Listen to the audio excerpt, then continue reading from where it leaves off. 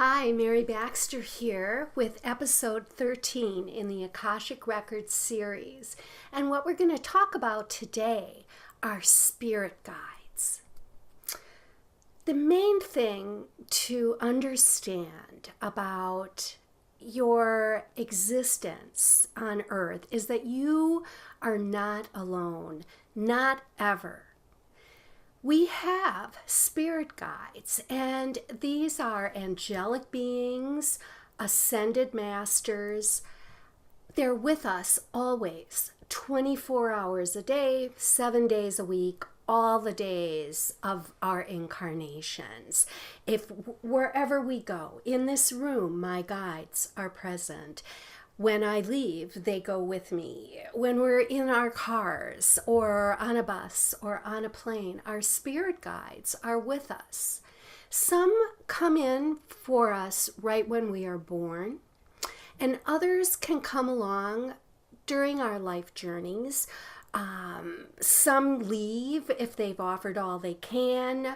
They may be assigned for a certain period in our lives, and others will come in. But the thing about this group of spirit guides is that you are their focus. Your guides are focused on you. How many spirit guides might we have?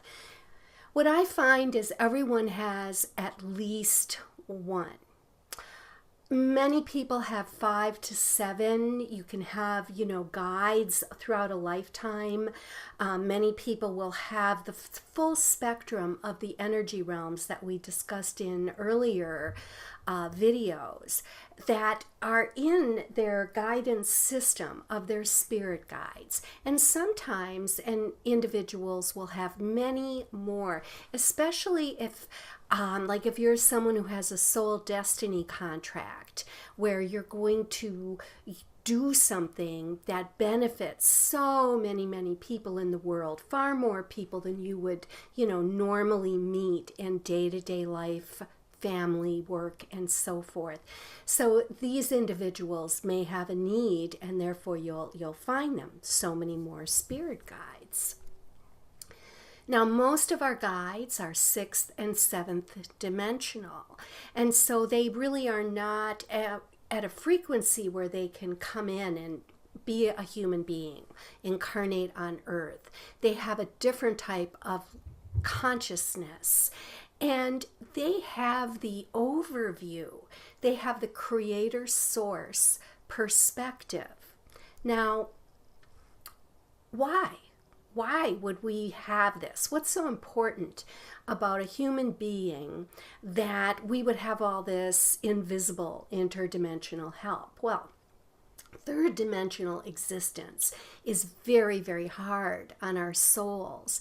And one of the main reasons for this, not only is the third dimension, especially right now on Earth, very chaotic and a lot of havoc. And if we even look at the limited amount of history that we have in physical records, this is not unusual. This is a repetitive thing that happens on Earth.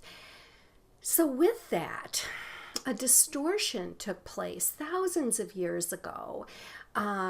Much too detailed to get into right now, but this distortion created a situation where now, when human beings are born for generations, over thousands of years, we are severed from our soul memory.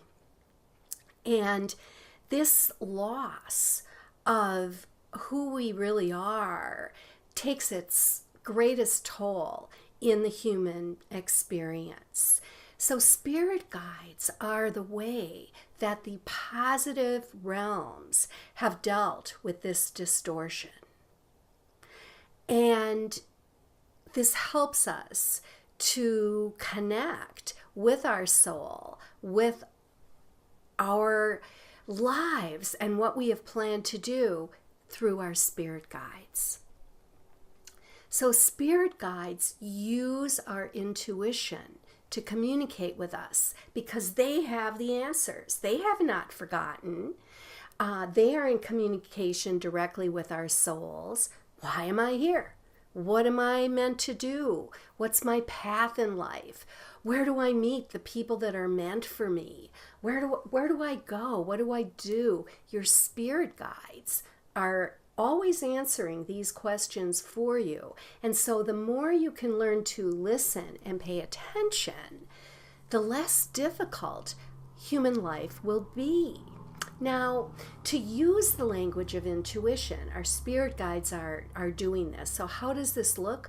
Well, this is what synchronicities are, where amazing events, individuals come together in a physical place, and you would never have been able to, imagine it, let alone negotiate all that had to happen to create the experience. But your spirit guides do this. They also give you signs, they'll present ideas, words. You may repeatedly have a specific city or a country, come into your consciousness that will mean, if it keeps happening, eventually you may find yourself doing that, and something opens up for you. Also, our spirit guides are like super patient in that if you don't get it, if you don't get the message the first time, it'll come again, and it'll come again, and eventually you will pay attention. To open your mind to your spirit guides, which I highly recommend, you want to first always connect in light. And this is, get up when you wake up in the morning, connect in the light. Say, thank you to the Creator for the life that you have today. I'm connecting with my higher self and soul, my spirit guides today. Speak or think to them. Your speaking with your guides can be done through your thoughts. This does not have to be out loud, but you can write down questions, and for times when you really interact. You also want to keep a part of your mind open to their messages, because those will flow through.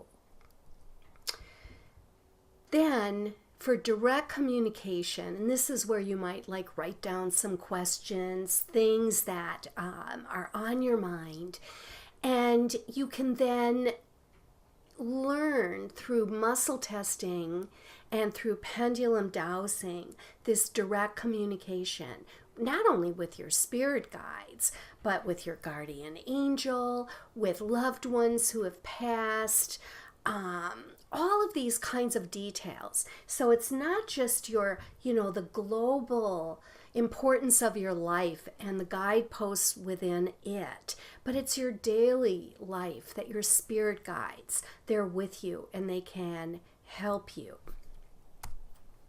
Now, next week, watch for episode 14, because this is a question that has come up a lot over the series, and it has to do with soul contracts and agreements, and whether we can change these or initiate these during an incarnation. So the answer is yes, we can.